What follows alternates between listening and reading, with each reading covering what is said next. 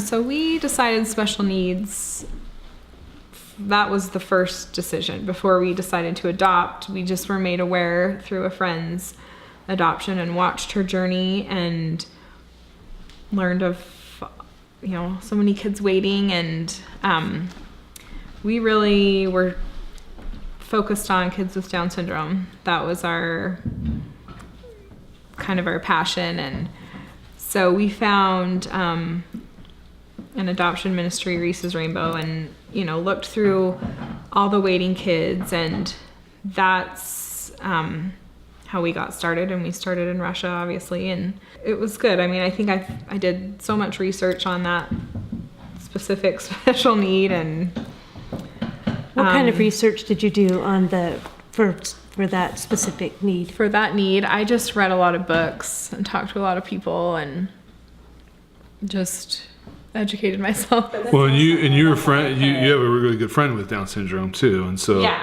you've been friends with their family. Yeah, he's literally one of our best friends. He calls us about every week, and so we've been around people with Down syndrome. Just I think a different aspect is parenting someone with Down syndrome. So we just read as many books as we could, and there's huge support groups of people parenting kids with Down syndrome. So I think it's really key. It's a wonderful thought to say, right, I want to help a child with special needs. And I think there's two groups of people that are really excited about that, and then the people that are really afraid of that.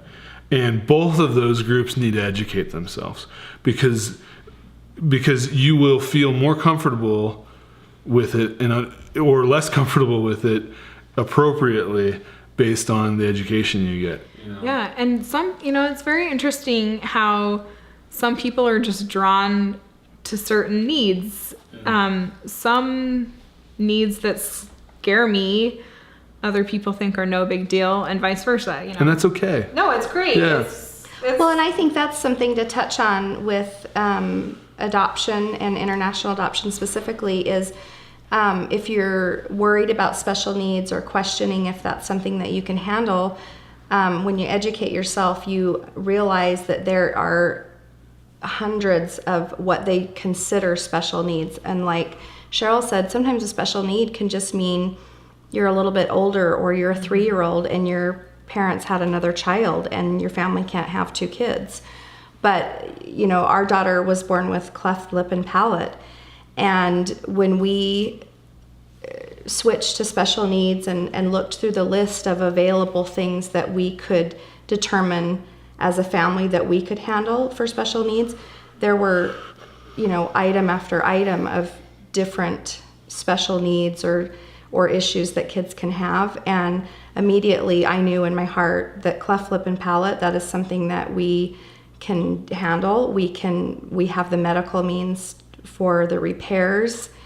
And so when you're trying to decide on what you can handle as a special need, there's anything from minor to major. And so it shouldn't be something that scares you, because you can choose as a family what you feel you can take on. Mm-hmm. You can choose what works for you. Some families, like you said, a medical special need would be nothing. They have great insurance. Maybe they've had a child already that's had, medical issues, and they know how to navigate. Right. Maybe they're a nurse and they've worked in the field, and maybe they're a doctor, all these kind of things.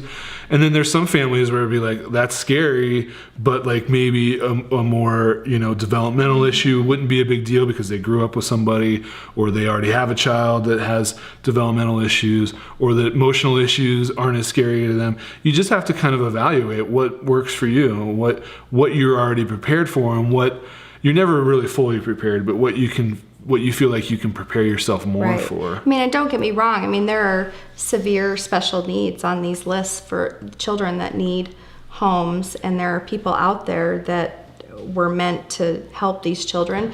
But for people who are maybe on the fence about it, if you educate yourself, there were things on the list that, being born in the United States, I would never in a million years think that's a special need. Yeah. Or if it's, medically correctable and you've got good health insurance or Well, whatever. we hear in the United States, we hear special needs, and we just think differently than in the international world. I mean, I just think you hear that terminology, special needs. Because those issues in those countries are really serious issues because of the lack of resources. Yeah, they just don't have what we have, and but either way, no matter what, it requires some education. Yes.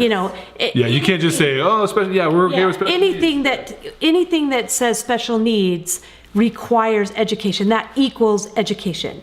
And so no matter what it is, it does in the adoption world equal education. Yes. And so, if you get educated on the positive or the negative or whatever, if a family goes into it being educated, then there are families out there that can take these children, and there are homes available for these children. Yeah. So. Can you talk a little bit about how special needs may change the process in some countries? Well, I mean, the countries want to place those children. I mean, they do put those at the top.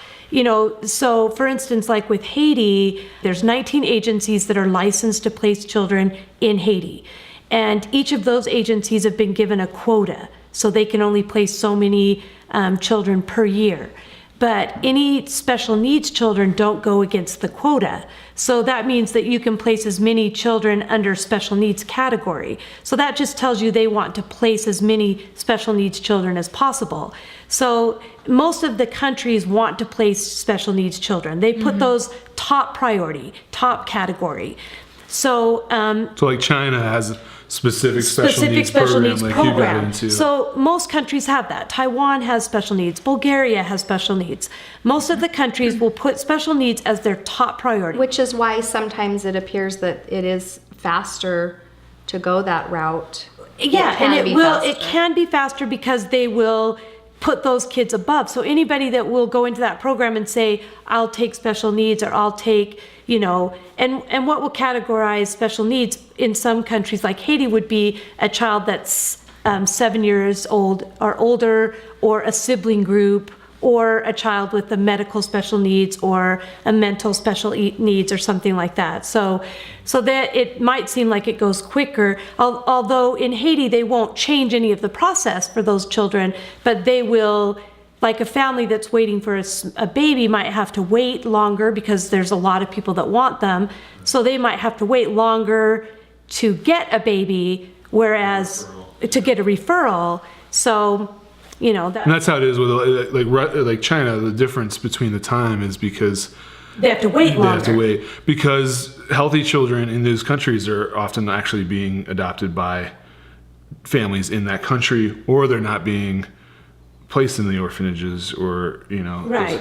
Well, and so for instance, in Haiti, there's plenty of those children to be placed, but they're only going to give our agency 12 in a year, whereas we can place as many as we want of the older children. So they're saying, yes, we'll let you have 12 children 6 and under that are, I mean, you can't really say healthy, but without any kind of major, problems or anything. So I think the key is,